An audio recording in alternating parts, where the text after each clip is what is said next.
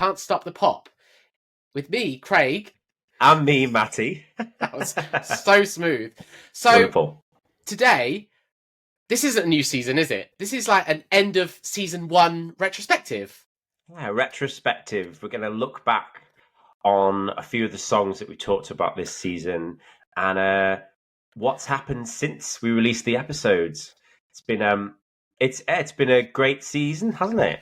It really has. It's been like wild since we first started recording. And it was such an over-exaggeration, probably not been wild. But it's been like, do you remember since we first did our demo episode, which we put out at the end of the season, Atomic Kitten, and I was like, I don't think this is going to work. I was really confident that it would work. I loved it, and I got a few. I sent it to a few friends that I trust and who've been really supportive through the past sort of 6-7 months, and they all said they were like, "It's really, really good. It's obviously a little bit rough around the edges, but Just a little bit." But I actually listened back to the demo and I don't think we've changed very much. The only dramatic difference about that demo episode about Atomic Kitten, I Want Your Love, was the fact that you'd had 1 or 2 bottles of Prosecco, was it? Like, can I just say, because the twice you've met me, and on at least one occasion, I have had an entire bottle of Prosecco to myself. But on that recording, I had a bottle of Prosecco. There's only a mini one, so you get like a glass and a half. Lies, absolute lies. It was so not. It was a lot more loosey goosey, let's just say, as an episode. But it was great. I felt like we knew from there that things would work as like kind of going forward, and yeah, it's been really fun. And we're now, at the end of season 1 retrospective, using this new exciting format of video. Hello. I know. I feel like this is, at the end of Miami 7, but before LA 7, there were the specials in between. I feel like this is one of those specials. It's the spin-off special, which isn't quite as good as the series, but it's just to tide us over, and people are going to listen to it. I had forgotten that they did like mini movies, didn't they? We can't trust the kids to wait 4 months for a new series, so every other month we're going to put out a special. It's mental to me now that we look back on S Club 7, and whatever name iteration they're going by at the time, S Club 3, S Club Party. So much shade. But it's just, I see nothing but truth. It's really interesting to me that they were actors. They were actors. They were BBC actors that somehow fell into being a pop group. But the whole Miami 7, LA 7 specials. That's a proper throwback. I'm sure we're going to do. This is our back to the 60s. Oh my God, it was it. Back to the 60s. I remember seeing that. Oh, me and my brother, we waited, like the trailer came out. It was like the new Star Wars movie had just come out. It's like S Club 7, back to the 60s. This is going to be amazing. Anyway, we'll do an episode about S Club 7 at some point. Let's just let's do it a little bit. Why don't we do it chronologically? Okay. Oh, goodness, okay. Through the season, I can't even remember what we did last week, let alone what we did in season 1. You might have to remind me. It's all good. I think I've got a pretty good memory of what it is, but to go back from the start. Okay, so the first thing we did was an episode like this, actually, which was the It's Time to Begin. Oh, yeah. Count Me In, which we initially intended to be about 4 to 5 minutes. And I think the initial edit was like 35 minutes that I cut we down had to cut 20. So much stuff out of that. And we went off on a tangent, as we are prone to do. And I remember afterwards I texted you, I was like, you cannot put that in the episode because we'll be cancelled before we've even started. We're going to talk about it actually right now. I don't think we should. I've got a lovely vinyl here right behind me. And we were discussing this group, ladies and gentlemen, boys and girls. We were talking about the Sugar Babes, who I adore. They're probably they were probably one of my real teenage pop loves. It was like, for me, it was Girls Aloud and Sugar Babes. And yeah, Craig had a few opinions, but so did I, actually. I don't know what the reason why we spoke about it. If you go back to that episode, we were asking each other questions. And Yeah. I think the question was, what's your controversial opinions? And both of us said something about the Sugar Babes. And my controversial opinion was that my actual favorite lineup of the Sugar Babes was 3.0. And that was mostly because of where I was at uni and the time and the nostalgia behind Red Dress and the Greatest Hits and About You Now and Here Come the Girls. And just what the whole podcast has been based around music and what it did for you at that time. And I said that I just loved them as a group so much at that point. But your controversial opinion, what was that? So I have changed my mind a little bit because I told you that you would. So at the time, I was like, I don't think I actually really like the Sugar Babes, but I have written about them on the website since a couple of times, and the more I write about them, the more I really like them.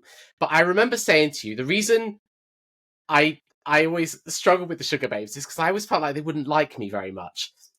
And I was just searching. I remember we were texting, and I was just saying I had my perception of the different lineups, and I said Sugar Babes 1.0 wouldn't talk to me at school. They would just ignore me, point blank.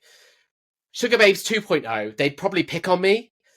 Sugar Babes 3.0, they probably would talk to me civilly, like your favourite lineup. And Sugar Babes 4.0, I probably wouldn't talk to them, if I'm honest.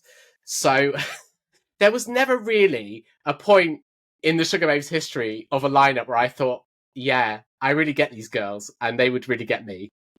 I think your point that you were making was that you said that you thought they were a bit overrated, and your fact. Are you trying to get me cancelled? I'm Are not. You trying I'm to just. do it? I just. We said we're going to bring it back to this forgotten gem, and you said that you thought they never had 3 songs in a row that were good.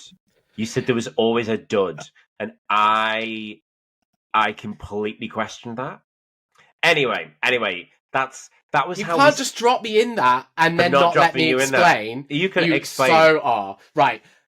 So I like a big, glossy pop ballad, and that's not what the Sugar Babes did. So, Too Lost in You doesn't interest me. Absolute classic. Caught in a Moment, not interested. Stunning. Just doesn't do anything for me. I'm here for the basic bops and bangers. And the Sugar Babes didn't do enough of those in a row, if I'm honest. Absolute lies. Can we cut this out again, please? No, we're not. This is going in. It's going in. To be fair, just to say, Keisha, Maria, Siobhan, Heidi, Amel, Jade, I love you. You're my babes. Literally. Bum. Right. Okay, so our first actual episode was, unsurprisingly, considering my wonderfully branded t-shirt that I have custom made, which can we just talk about as well, has all of their singles that they did until their last single, Hard to Forget, all of them on. Just like, can we just admire my wonderful back? Can you see that? I can see that. Yeah. That's an impressive Wonderful. back. There we go. It was. We did Steps Deeper Shade of Blue. Oh, yes. Yeah, I think it was. We discussed what we were going to start with, and I think we were both pretty set on it, weren't we? Yeah, it was a good place to start. And I think what we learned throughout season 1 is you see almost every pop song through the prism of what it would sound like as a step song. And I do remember one of the things during season 1 I kept having to say to you was, stop saying, I bet that would sound really good as a step song. Stop saying that. I can't help it. It's also the songs that we picked. We picked a couple that would have legitimately sounded great. Yeah, it was Deeper Shade of Blue, and I made all these wonderful observations about where it fitted in their career, and blah blah blah, and all you really had to say was how much that you lusted over Lee's body in the video. And since then, we've put that episode on TikTok, we've put it on Instagram, and I am certainly not alone of that opinion. No, you're not. It's actually been the biggest hit that we've got on social media. So check out our TikTok if you want to see a quite popular video about Steps Deep Shaded Blue. Oh, but this episode touches on something that I wanted to do in this retrospective, which was in the past 6-7 months, however long we've been since we've been recording and releasing episodes. A few of the acts that we discussed have had like quite big things happen to them. Yeah. I think like it's pretty cool as a fan.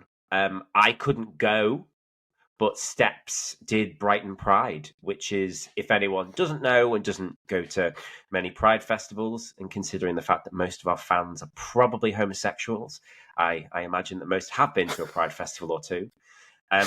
Brighton's pretty much the biggest one that you can headline as an act, and it's the biggest gig that they ever did.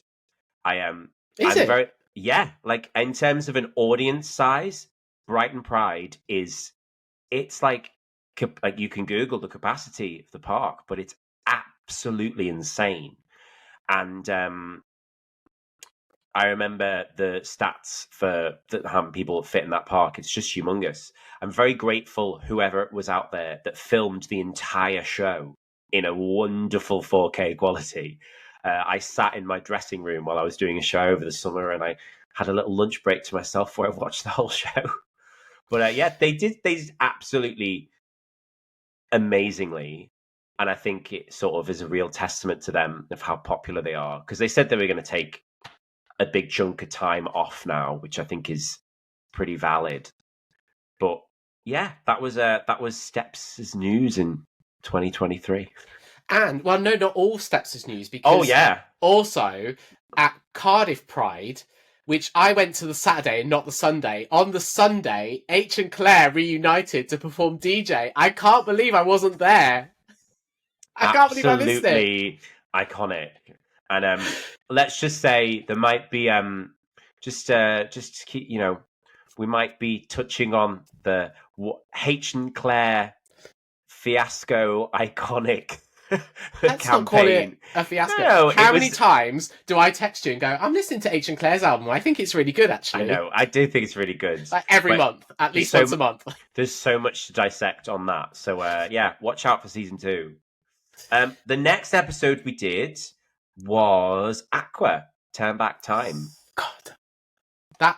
Do you know, that was one of my favourite episodes we recorded, actually. I listened back to it. I remember listening to the episode when it went out, and I thought, yeah, that worked really well. And it was actually, if I do say so myself, quite funny. But I really like the fact that we got to talk about that song. And since we put that episode out, so many people have said, I love that song. It doesn't get enough credit. I'm so glad you talked about that as opposed to Barbie Girl or Dr. Jones. Yeah, it was probably one of my favourite episodes we recorded. Me too. I had my best mate who is she's not particularly the biggest like pop geek. We grew up and she was more into, she was more into emo rock and, alternative stuff.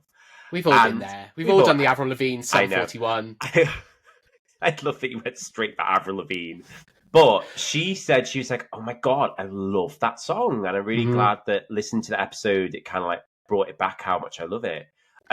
Also, shout out to my friend Gareth. I went into a bar in Soho the other week, and one of the barmen there, I just walked in and he said, oh, guess what I was doing on my day off? He was like, I was listening to your podcast and I've sent it to some friends as well. And he said, the episode about Aqua, who knew that I could learn so much about Aqua? I love that. I love that. I love that as well. Yeah, that was a really good episode. I mean, we haven't manifested anything for Aqua to do with a big comeback, but there is always time in 2024, I feel, for an Aqua. The world is just waiting for an Aqua comeback. I'm pretty sure that this summer Aqua had Aqua were nominated for a Grammy. The fact that because they were featured with Nicki Minaj on a version of Barbie Girl. Like, come I was on. gonna say, no. No, but I think that's still a pretty big deal, and they still tour and they still I perform know so they much around the do. world. But yeah, I think it probably is setting them. Let's manifest it.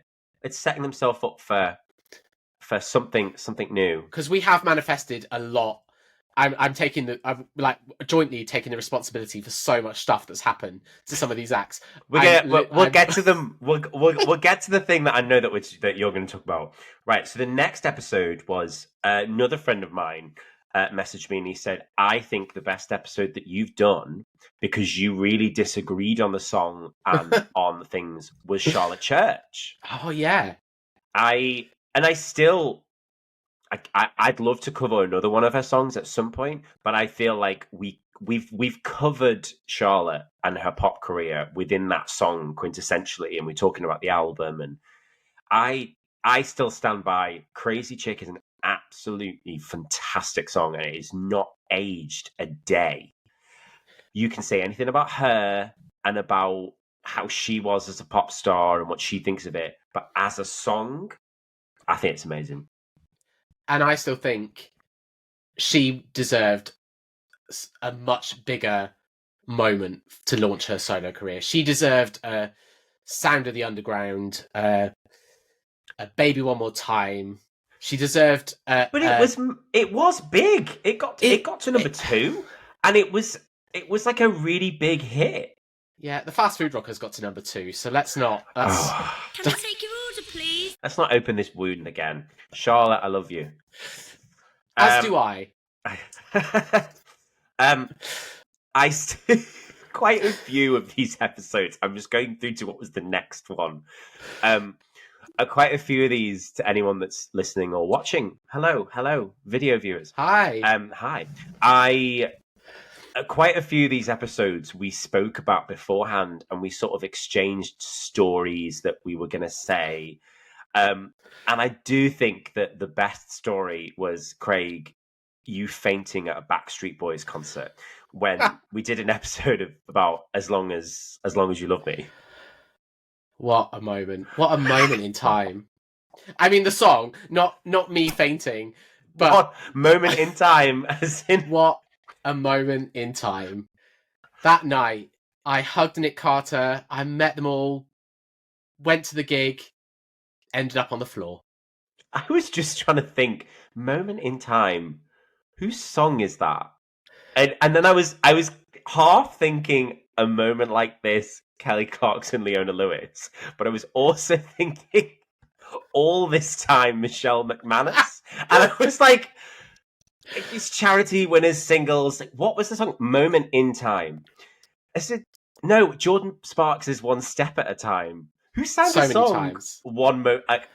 Obviously Whitney Houston. Whitney Houston. But moment... I love that you went to Michelle McManus before you went to Whitney Houston. Moment in time. I have never heard that. I've never heard that.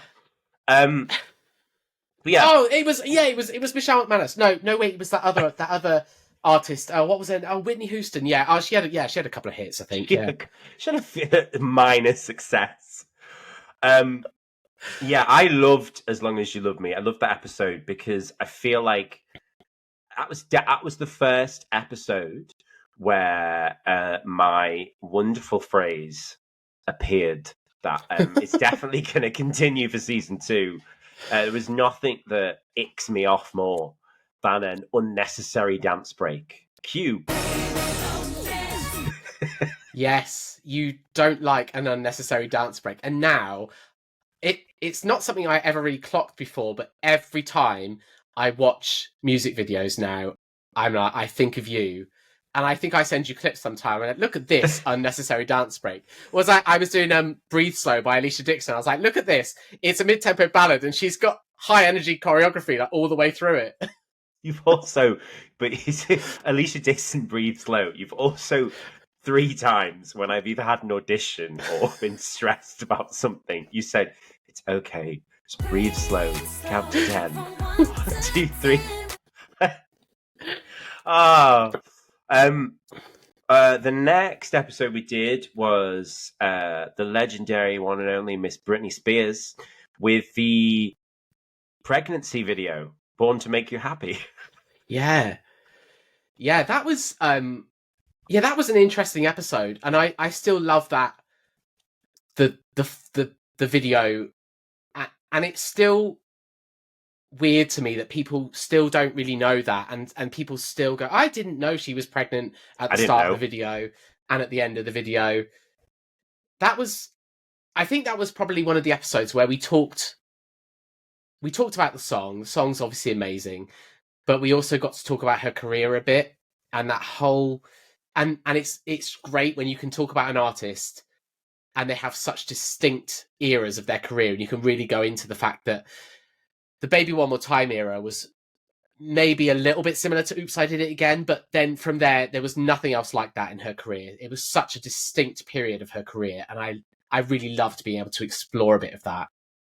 Me too. I think there's a reason why Britney's been so enduring, and that's another thing this past year since we did that episode. The book came out. I hadn't even clocked that we were going to talk about Yes. that. She's got The Woman in Me, which honestly, I'm just going to put. Have you read it? Have you listened to the audiobook, or have you read it No. yet? But you haven't. Okay. I don't read books, and I listen It's to on your shelf a minute and a behind you. half of. I know it's really useful for putting my coffee down on. I didn't listen to the audiobook. I've heard. I think, to be honest, the book came out and all the best bits of it were immediately in the news. No. So I didn't. Yeah, it's true. I completely disagree with you. You've got the book there. I'm now not going to rest until I know that you've attempted to read it, or you've at least listened to more of the audiobook. Ladies and gents, tell me something that was in the book. Tell me something that was in the book that wasn't in the news. The fact that she was doing an off-Broadway play when she was a little girl, and her and Natalie Portman were understudies for Laura Bell Bundy, who went on to be the original Elle Woods in Legally Blonde. That blew my mind, talking about these little kids and about how she did Broadway, but then she didn't want to do that anymore. She was like, it was too hard. I have so much respect for people that work in theatre. And I was like, oh my God, thanks, Brittany. But I loved it. And I'll be the first person to say, I was talking to a few people at the time who we were all either reading it or we were listening to it. I cried. Did you? At the end, when she talks about her fans, and she talks about the moment where she's in rehab, that she didn't want to go to rehab. She said there was no immediate reason.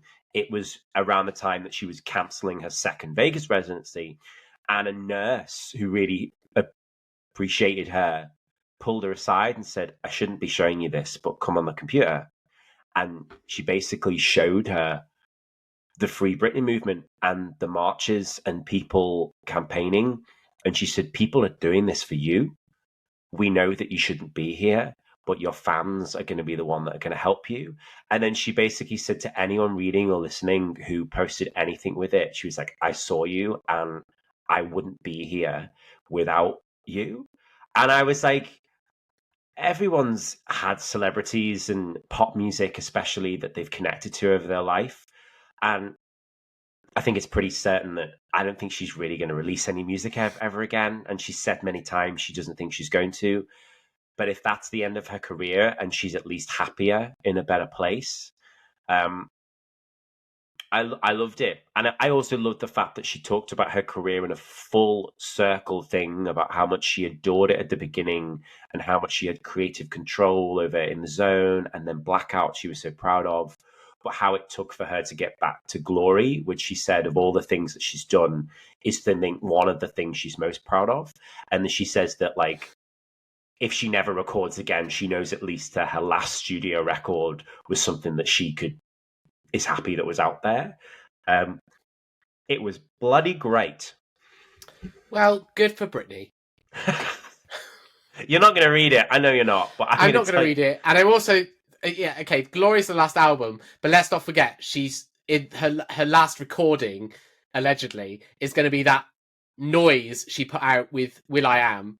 Oh yeah, but that was released. That was recorded years ago. Before that, and I feel like that was put out as a bit of a cheap thing that Will.i.am not taking advantage of it, but she was in the news, and you know, I loved what she did with Elton John. I thought I really liked their remix of "Hold Me Closer." I was really glad that that was like quite a big hit this past year. Anyway, Brittany, we love you. Born to Me Happy was amazing.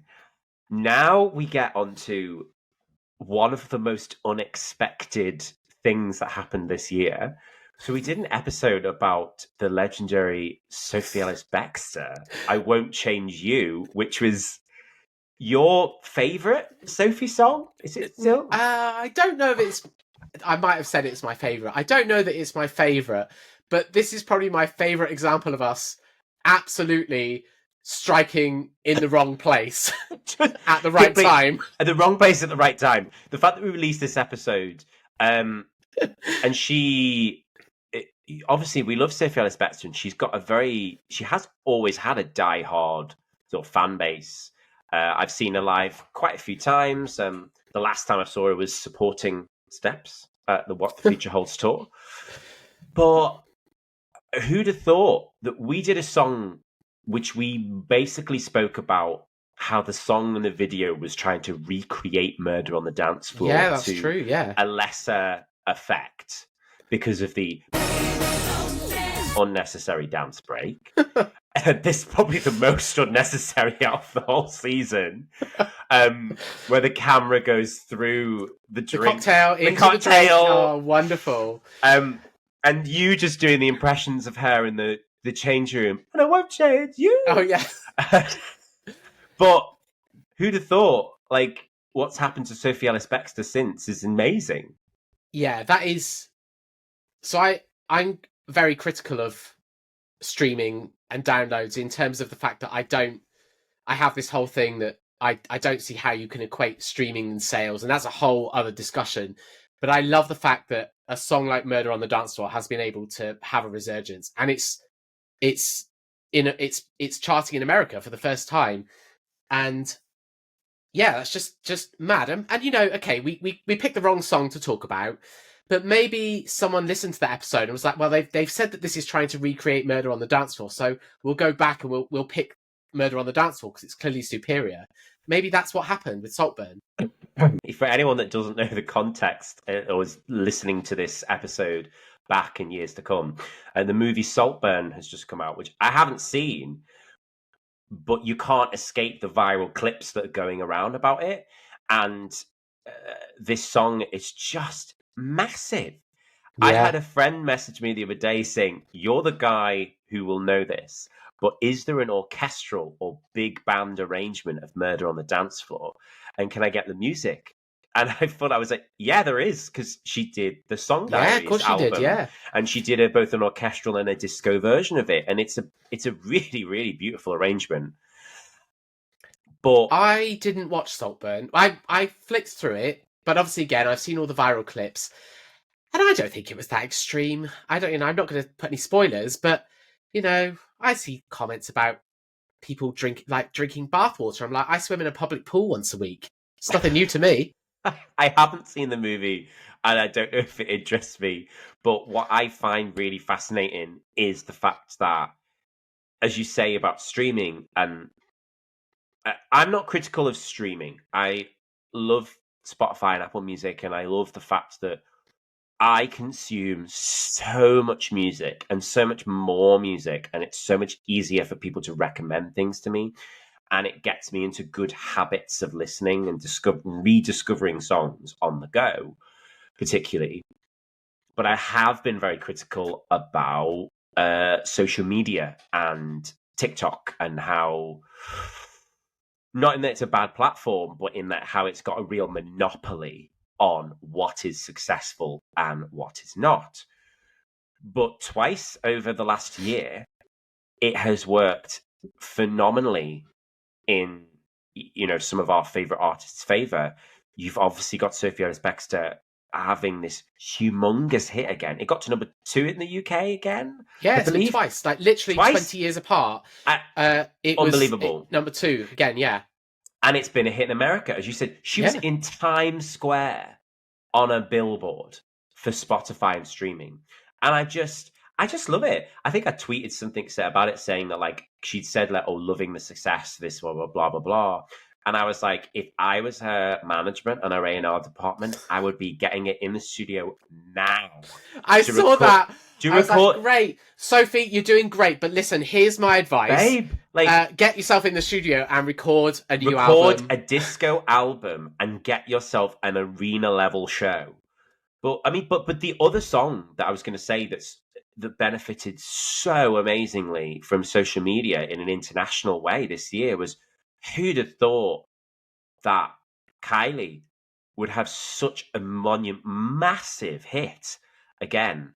Like, I don't think we can really underestimate. Over the summer when we were starting the recording this was when I called the pandemic began, and we didn't cover a Kylie or a Danny song in season 1. We did not.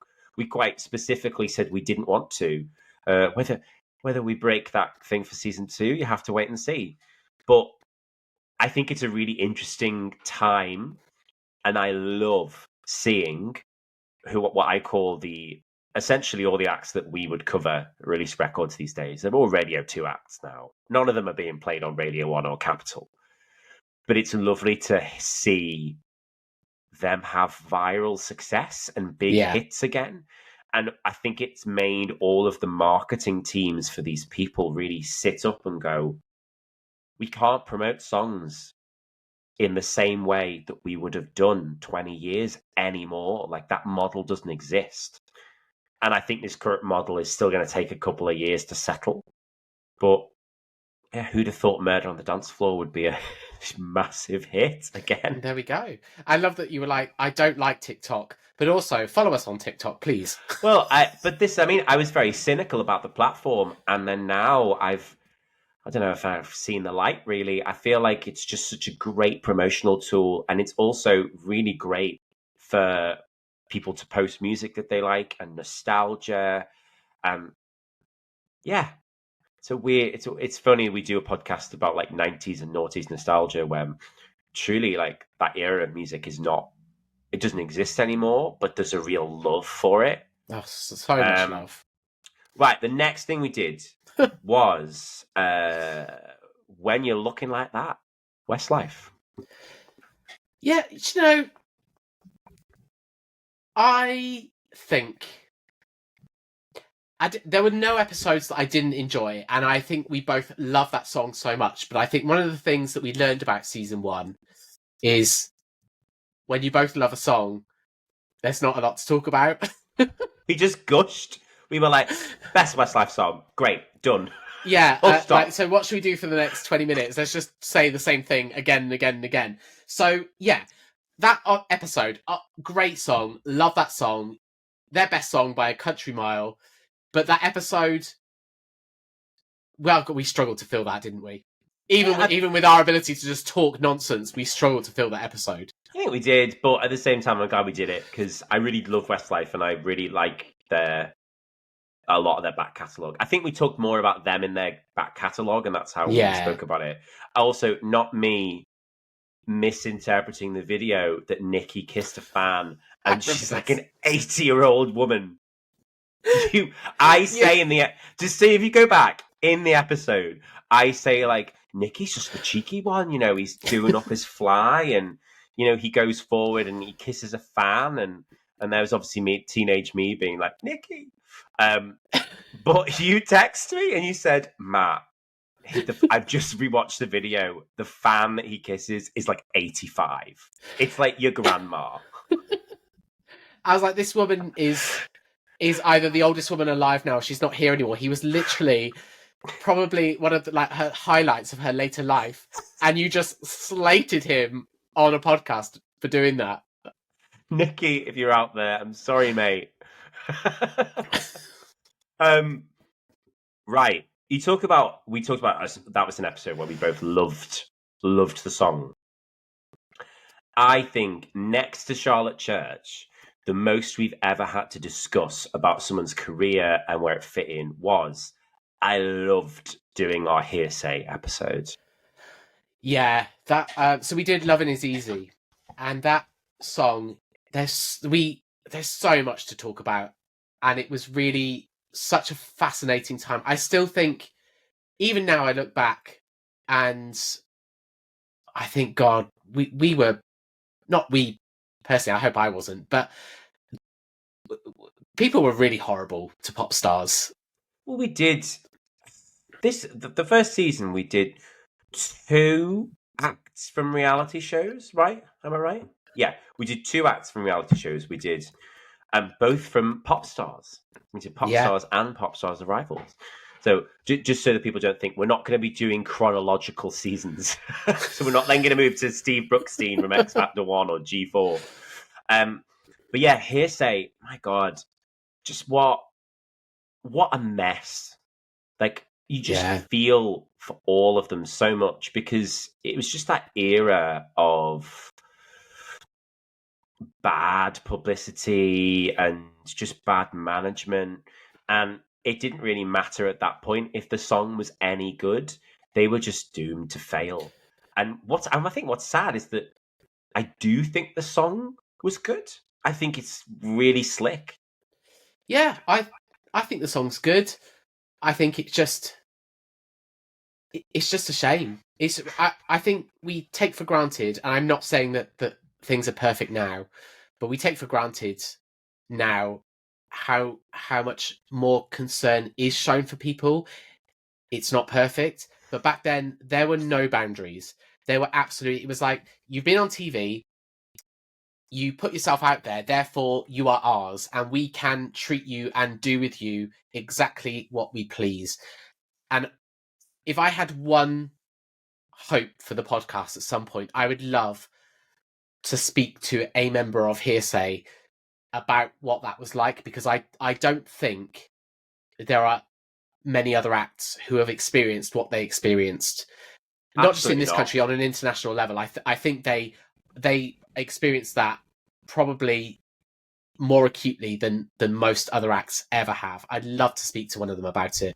Well, you're going to talk about groups from reality shows and how over the course of the decade it really shifted. So obviously Hearsay were the first. Like, the last group within our sort of time frame of things that we talk about were probably Little Mix in terms of coming from a Yeah. reality show.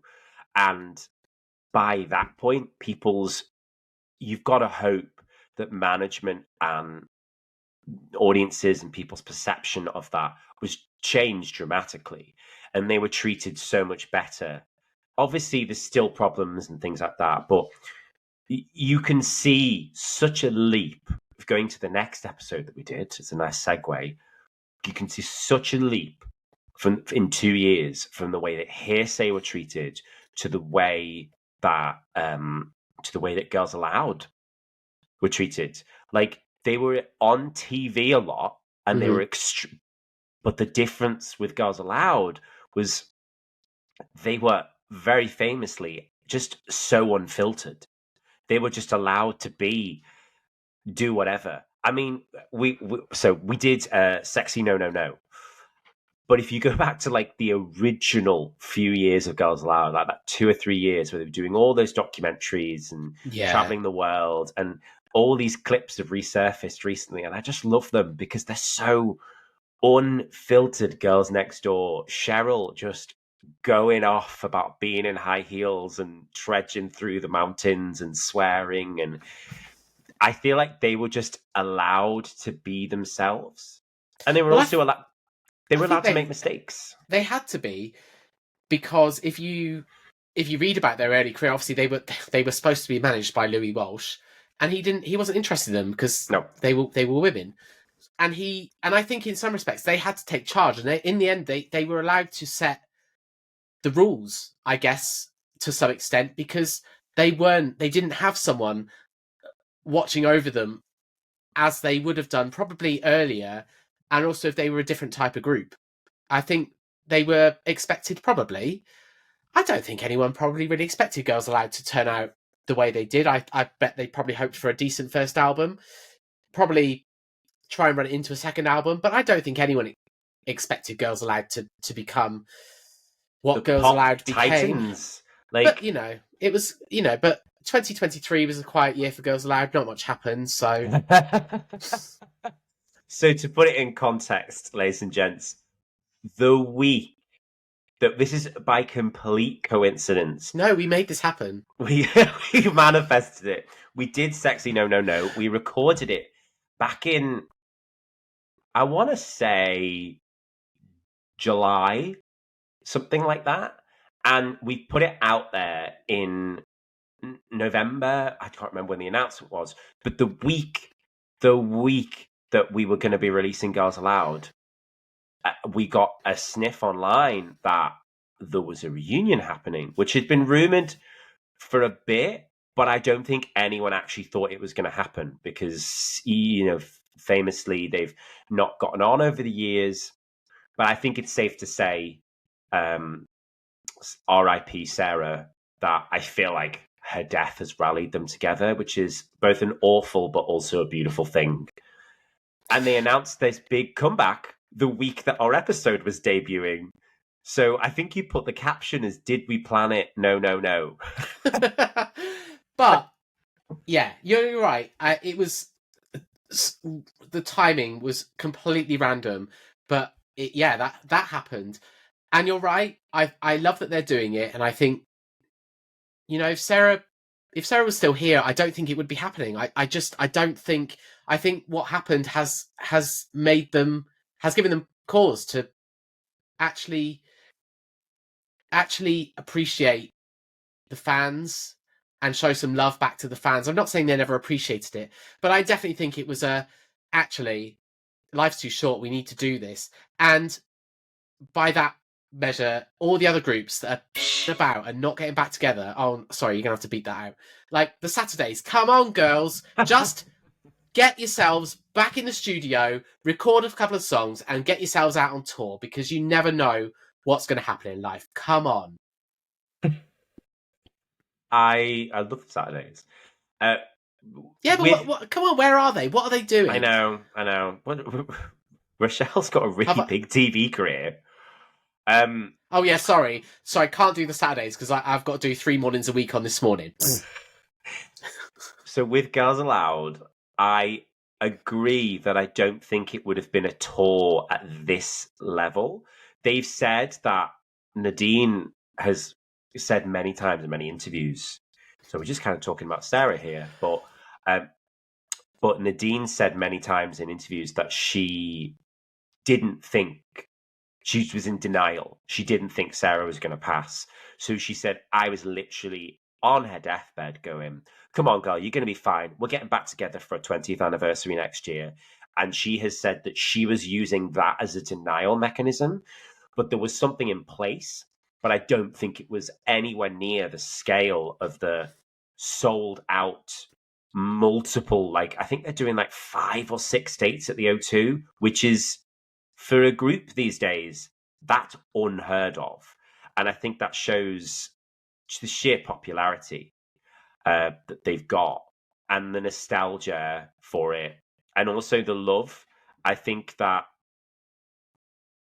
there was a bit of not a worry, but some people thought they might release new music. And they've said many times they don't want to release new music because they don't want to tarnish their discography. And it doesn't feel right without Sarah. But this was a celebration. So... Definitely. Yeah. I think no new music. I think I said to you, I don't want new music. They don't need new music. I know that Xenomania still exists, but Xenomania is a very different team to the one that worked with Girls Aloud back in the day. So I think they've done the right thing. A tour, no new music, celebrate Girls Aloud for what they were, celebrate Sarah, and just enjoy that moment. I can't wait to see them. I can't wait. I'm so excited. I'm going to be insufferable online a week or so before to anyone who follows me.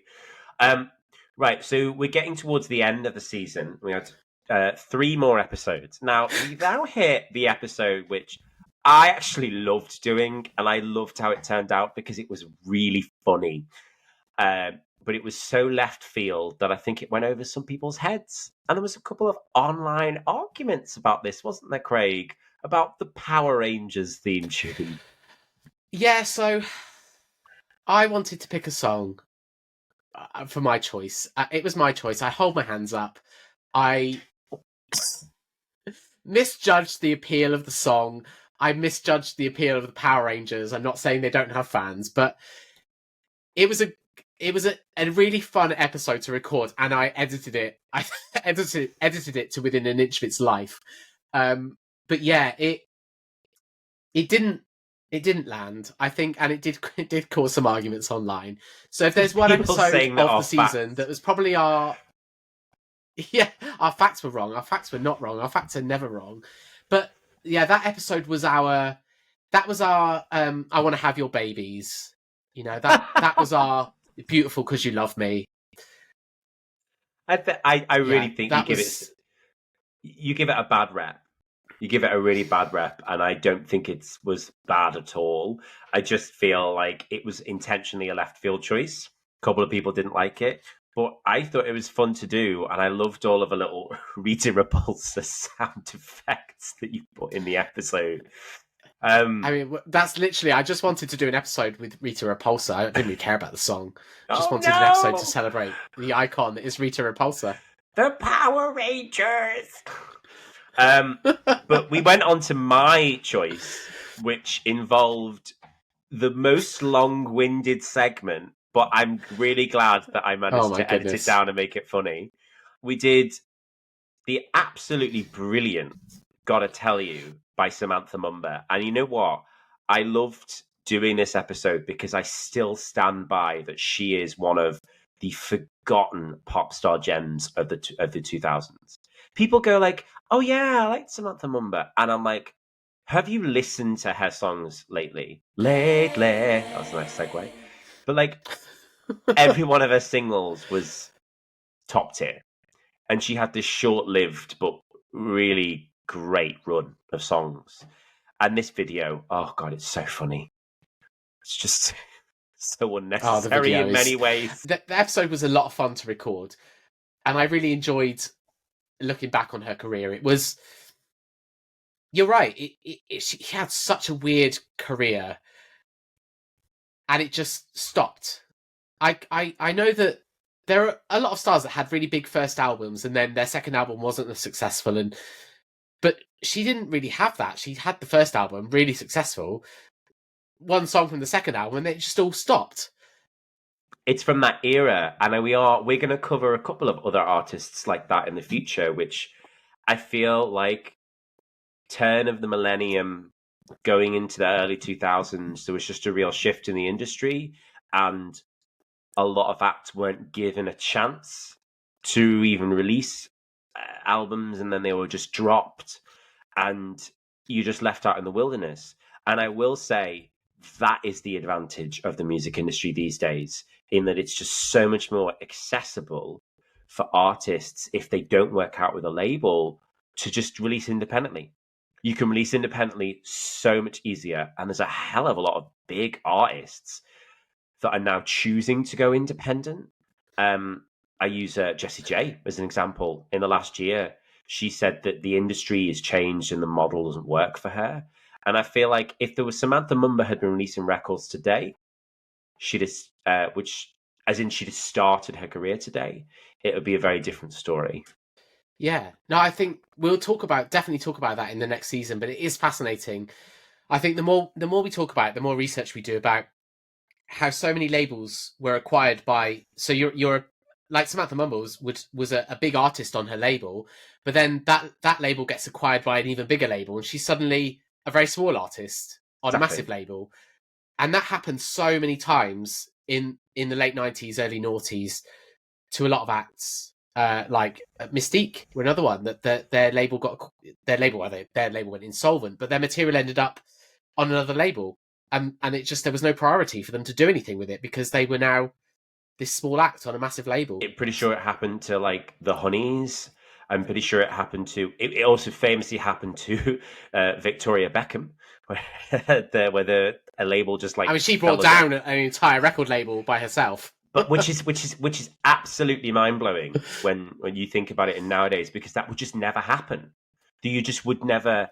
And if it did, there'd always be an option to still release more music independently. It brings us to the final episode of the season, which was quite honestly, I knew that we'd get a good reaction to it. I didn't think it would be as big as it was. You were so on the money to base the whole podcast around Christmas and doing Kate Winslet. I What if didn't base the whole the podcast whole around it, podcast? but the whole podcast for Kate Winslet's What If. My favorite. I mean, we reached out to a lot of people to appear on the podcast, and fair play to Kate Winslet. She wasn't coming anywhere near the podcast, but at least her agent did send a polite rejection letter, the only one. All the other stars we reached out to just had blanked us, but Kate Winslet at least had the decency to turn us down. Where is this? Why is the letter not on your wonderful placard wall behind you? Oh, it should be, shouldn't it? I printed that out and everything. I was like, I'm going to read it out. I'm going to read out this letter. I really want to get in touch with the agent and just send her the episode. Like, I've just You send her the episode. This is the episode. This is the episode Kate Winslet could have appeared on. Do you remember I said to you when we got the rejection letter back? I said, should we invite the agent on instead? You were like, do not do that. Well, it's funny you mention that because here is Kate Winslet. No, I'm joking. So we've got a few. We're not going to announce them now, but we have some exciting teasers and news in that we have some interviews for season 2, which is coming up later on this year. Yeah. So we did actually get responses back from people. It wasn't Kate Winslet. We did. Not yet. No. No. We're going to hold off for her second single. Oh, no, wait, sorry, there never was one. Yeah, I'm excited. I'm really excited. Going into this next season, I feel like we've had a lot of fun. We've gotten to know each other really, really well, and we've just bounced off each other with the songs that we've picked. Whereas now it's time to up it a little bit to the next level. And I'm really excited for the things that we've got planned, the songs that we're going to choose. And yeah, hopefully we're reaching even bigger audience. Yeah, we know what works now. We know what doesn't. Power Rangers. And we can just make season 2, bigger, better. It's going to be good. I think it'd just be nice also to think that we're very small, independent little podcasts, just the two of us. And we're obviously not making any money out of this. But it's been absolutely lovely, the feedback that we've had from people, and has had some really lovely messages. People that I know really well, people that I don't know very well, just coming up to me in person or messaging me online and saying how much they love the episodes. And I think the proof's in the pudding, in that we won't delve into the stats too much, but we've had a hell of a lot of listeners, and we've had some real big spikes with certain episodes. And even in the past month or so, where we haven't been releasing new episodes, we've still had consistent listeners, which is just really flattering. So thank you to anyone that's listened. We really appreciate it. Yeah, my mum still hasn't listened. She keeps telling me she is going to listen, but she still hasn't. So there's at least one more hit to come for season 1. My other half hasn't listened either. He said, I listen to you talk about pop music all the time, and you've got you somewhere to vent it to now. But he did say he's currently working away on a cruise ship, and he has downloaded all of the episodes in order to listen to them in a chunk. Hopefully he'll be reminded of my dulcet tones. I think we should wrap it up, because this lovely little 35-minute episode is now an hour. Shocked. Right. So, if you want to, it doesn't really work, but I'm gonna have to promote my website. Sorry, but Can't Stop the Pop does have a website, can'tstopthepop.com, where there are over 400 reviews, and you can find it at can'tstopthepop.com. We're also on social media. I am at Can't Stop Pop on X and Can't Stop _the Pop on Instagram.